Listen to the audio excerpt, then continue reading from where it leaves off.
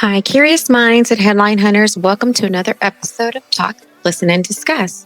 Today, I'm going to drop a quick video about the Amy Bradley case. And I have still been watching so many interviews because Brad Bradley has been putting them out there. And it seems like with at least 90% of the videos, I'm always being bamboozled with some new information that has not been presented in the new Netflix docuseries or any recent or even past interviews and videos over the Amy Bradley case. I wanted to share the top 3 that I recently heard in an interview from an Idaho programming station, and I'm going to link those in the description. 1. Did anybody hear or see on any interview, video, or even the Netflix docuseries, which I have just rewatched again for the 3rd time, not all of them, but at least the first one, where they're initially discussing the lead up to her disappearance and then right after her disappearance on the ship, because I really do believe those are the most crucial moments. Today, Brad, in the interview that I watched, mentioned about the chief security officer that just happened to be in the hallway where their room was located, where the dad was able to go talk to him and confront him. Never heard of that before. Now, the way it was presented, and again, I'm going to link that video in my description from Brad Bradley, I inferred that he was meaning or that he was implying that the chief security officer was suspicious in being at that location at that time because of all the places on the ship where he happened to be was in their hallway near their bedroom.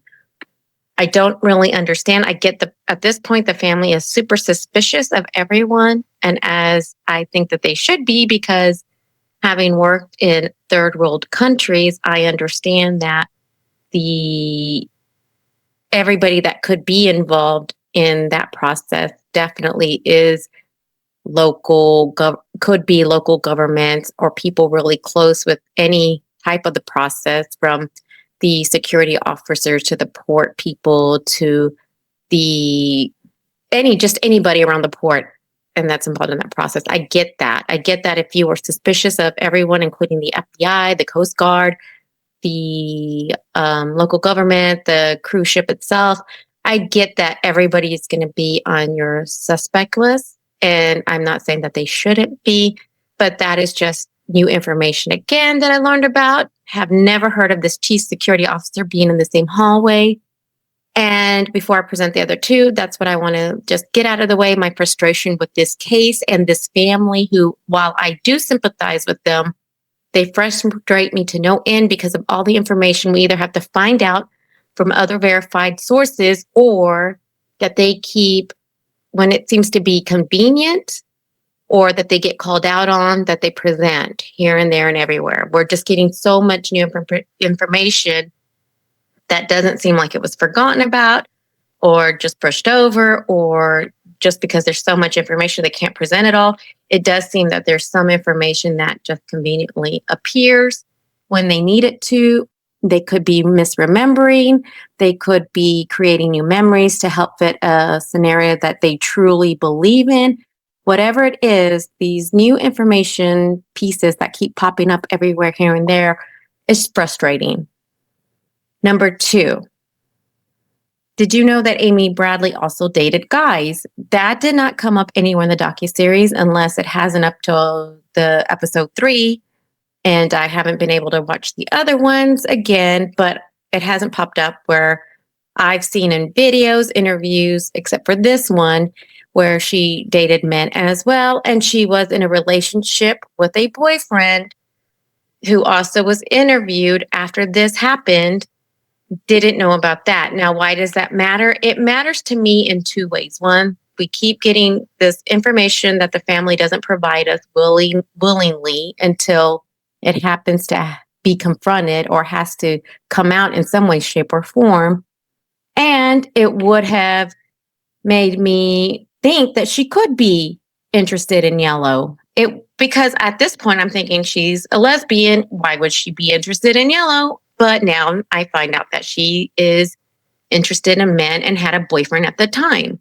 This is very frustrating to me. And I don't understand why this family keeps getting upset with people like me who are, in all intents and purposes, yes, we're speculating. We're speculating because that's all we really can do at this point is make guesses. And I speculated that it would be unlikely for Amy to go meet with Yellow because it was in everything I've seen, heard, that she was a lesbian. Didn't make sense that she could or would be attracted to Yellow, and that she would be any way, shape, or form interested in his advances. So I thought she would steer clear of him, but now I find out that she also would date guys. Number 3, the other thing I found out today was that, is that there was an eyewitness inside the Viking bar who saw Yellow with Amy in the Viking bar, not outside on the patio where we initially heard about the 2 ladies who had been drinking and partying and were out there because the friend couldn't go to sleep, so her friend stayed with her or something like that, which I didn't give credence to them because of that. Anytime drinking is involved and you're hungover, I don't think that those testimonies are reliable because you are so out of it mentally. It's hard to grasp facts and document them, much less be very accurate about them. But somebody being inside the Viking bar, first, I'd have to wonder, why was that person inside the Viking bar? And 2, why would Netflix, the producers, why would they dismiss that? That seems like something that would be very intriguing, compelling, that would add to the suspense. So why would they not add that? But all of a sudden today, I have Brad Bradley, the brother, telling the interviewer that there was a person in the Viking bar, a lady who said she saw Amy with Yellow and he made her a dark drink. I don't understand why this is just coming up now. And this is the frustration I am feeling. This is why I don't understand this story at all. And because of all these things that keep popping up, all these unexpected surprises, if you will, this is why I'm even more of a strong believer that she fell over some way, shape, or form off the boat. And if somebody did it to her, I doubt that it was Yellow, because he is just like all the other people on the cruise ship. He's just working this type of job all the time. And if he wants to go blow off steam and flirt with the girls dancing on the dance floor, that's what they do. I have yet to see it done any differently in any cruise I've been on or any vacation destination I've been on. The people will flirt with you that are working because they want better tips, or they are blowing off steam, or they're genuinely curious about Americans or Westerners. So I don't really see that as a big issue here with Yellow. I don't think this all of a sudden makes him a mastermind or a part of a cog in a trafficking organization. So my level of frustration is up to here. And if somebody threw her over, I would imagine it would be somebody that was closer to them, maybe somebody we even didn't know that she got to know on the cruise ship that hasn't been presented because we're so focused on Yellow for some reason. But it also could have been somebody, a part of the insurance company. They were there. There were people there. Her dad would have known them. They would have been introduced to them, maybe had dinner, maybe went to some kind of social events on the cruise with these people. And while maybe not well known, recognizable, some kind of trust level there. Maybe it was somebody a part of that team. Amy might have felt comfortable to be close enough to them to put herself in harm's way with them, not knowing. This is something that hasn't been discussed, hasn't been presented in any form that I've seen. So I want to know your thoughts. I'm really getting more frustrated with this case, not because of not knowing what's going on or that she's out there, nobody's looking. It's none of that. It's because the family keeps popping up these things like we're supposed to know them in every interview, or at least they don't bring it up until somebody makes it have to be answered. And it just seems very disconnected. It doesn't seem consistent. And it's so far out there, unbelievable. I don't understand why people believe that a whole trafficking organization would surround themselves over one person put themselves and their organization in some kind of spotlight, which is not what they want to do. And trafficking doesn't really work that way. If you want to go to all the credible, legitimate trafficking organizations or anti-trafficking organizations, what people do on a daily basis to combat these things, go look at the profiles, go look at the stories.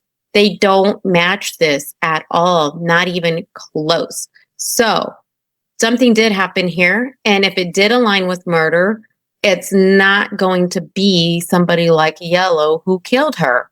It usually is somebody much, much, much closer to the victim. Go look at those stories where people have been murdered on cruise ships.